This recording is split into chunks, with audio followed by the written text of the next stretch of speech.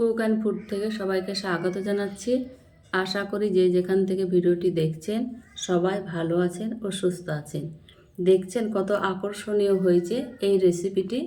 আলু ও ময়দা থাকলে খুব সহজেই এই রেসিপিটি করে নিতে পারবেন, এতটাই সুন্দর হয়েছে। এখানে আমি ময়দা মেখে নেব।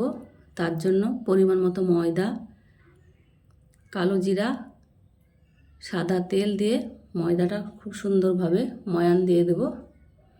খুব ভালোভাবে ময়ান দেওয়া হয়ে গেছে। অল্প অল্প জল দিয়ে একটা ডো মেখে নেব। এই ডো একটু শক্ত করে মেখে নিতে হবে, নরম হবে না। খুব ভালোভাবে মেখে রেখে দেব 10 মিনিট। 10 মিনিট পর ফিরে এলাম। এখানে এক কুচি আদা নিয়েছি, গ্রেটারের সাহায্যে গ্রেট করে নিচ্ছি। একটি কাঁচা লঙ্কা গ্রেট করে নিচ্ছি। গ্রেট করা হয়ে গেছে। এখানে নিয়ে নিচ্ছি এক মুঠো বাদাম, এইভাবে ভেঙে গুঁড়ো গুঁড়ো করে নিয়েছি। এখানে 5 ফোড়ন, একটি শুকনো লঙ্কা ভেজে নেব কালারটা চেঞ্জ হওয়া পর্যন্ত। ভাজা হয়ে গেছে, ঢেলে ঠান্ডা করে গুঁড়ো করে নেব। ফ্রাই প্যানে সাদা তেল দিয়ে দিলাম, গ্রেট করা আদা ও কাঁচা লঙ্কা দিয়ে দিলাম, কিছুক্ষণ ভেজে নিয়েছি। এবার দিয়ে দিলাম একটা পেঁয়াজ কুচি, খুব সুন্দরভাবে আবারও নেড়ে নিয়েছি। এবার সে 5 ফোড়ন ভেজে রাখা গুঁড়ো করে দিয়ে দিলাম, বাদাম গুঁড়ো করা দিয়ে দিলাম, আবারও ভালোভাবে ভেজে নিচ্ছি। এখানে দিয়ে দিলাম স্বাদ মতো লবণ, হলুদ গুঁড়ো, জিরের গুঁড়ো দিয়ে ওই মশলার সঙ্গে আবারও ভালোভাবে কষিয়ে নিয়েছি। কষিয়ে নেওয়া হয়ে গেছে। সেদ্ধ করা আলু দিয়ে দিলাম, হাত দিয়ে ভেঙে ভেঙে ও মশলার সঙ্গে খুব ভালোভাবে চেপে চেপে মেখে নিচ্ছি। এইভাবে খুব সুন্দরভাবে চেপে চেপে মেখে নিতে হবে, যাতে আলুর কোনো গোটা না থাকে। এইভাবে মেখে নিয়েছি। এবার আমি তুলে নিচ্ছি। তুলে এক পাশে রেখে দেব। যে ময়দাটা মেখে রেখেছিলাম আবারও ভালোভাবে নেড়ে নিচ্ছি। এইভাবে নেড়ে নিতে হবে। এবার ছোট ছোট করে লিচির মতো করে কেটে নেব। আমি যতগুলো করব ততগুলোকেই কেটে নেব। আমি এখানে 4 ভাগে ভাগ করে নিয়েছি।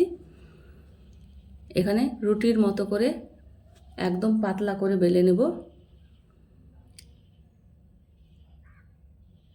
ভিডিওর কোনো অংশ যদি ভালো লেগে থাকে বন্ধুদের সঙ্গে বেশি বেশি শেয়ার করে দেবেন। লাইক, শেয়ার, কমেন্ট ও সাবস্ক্রাইব করে পাশে থাকবেন। এইভাবে বেলে নিয়েছি। আমি চাকুর সাহায্যে চারিপাশ কেটে নেব।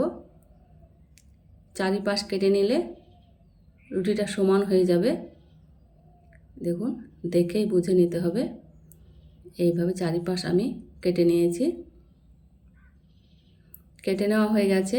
যে আলুর পুর করে রেখেছিলাম এইভাবে উপর দিয়ে দিয়ে দেব। দেখুন, এইভাবে।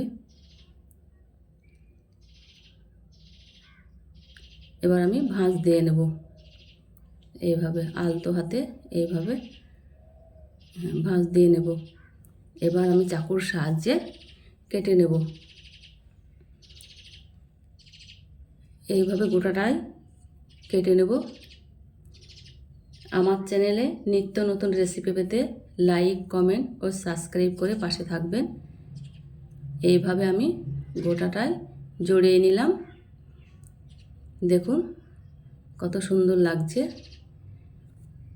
জড়িয়ে এইভাবে মুখটাকে বন্ধ করে দেব। দেখেই বুঝে নিতে হবে। এইভাবে বন্ধ করে দিলে মুখটা আর খুলে যাবে না। দেখুন, এইভাবে আমি সবগুলাকেই করে নেব। সবগুলা করে নেওয়া হয়ে গেছে। এবার মিডিয়াম আঁচে ভেজে নেব একে একে।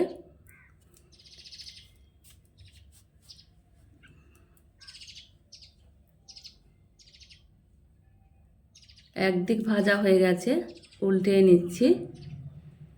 আলতো হাতে নেড়ে চেড়ে নিতে হবে। আপনাদের মূল্যবান মতামত কমেন্ট করে জানাবেন। ভাজা হয়ে গেছে, আমি একটি প্লেটে তুলে নিচ্ছি। দেখুন, এইরকম রেসিপি থাকলে অন্য কোনো রেসিপি খেতে ইচ্ছাই করবে না, এতটাই মজার ও সুস্বাদু হয়েছে। সকাল বিকাল খাওয়ার জন্য খুব সুন্দরভাবে তৈরি করা হয়েছে। দেখুন, দেখতে কত সুন্দর লাগছে, অসাধারণ হয়েছে। এটা এক ধরনের সমোচাও বলতে পারেন। আপনাদের ভেঙে দেখাচ্ছি। দেখুন, ওপরটা মুচমুচে হয়েছে, ভেতরটা নরম তুলতুলে। দেখুন, বাচ্চারা খুব সহজেই খেয়ে ফেলবে। বাড়িতে কোনো অতিথি আসলে তাদেরকেও এইভাবে বানিয়ে দেওয়া যাবে।